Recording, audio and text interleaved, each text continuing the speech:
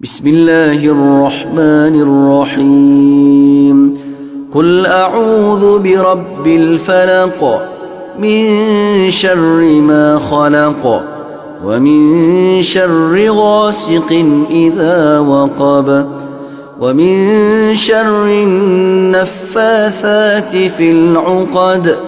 ومن شر حاسد إذا حسد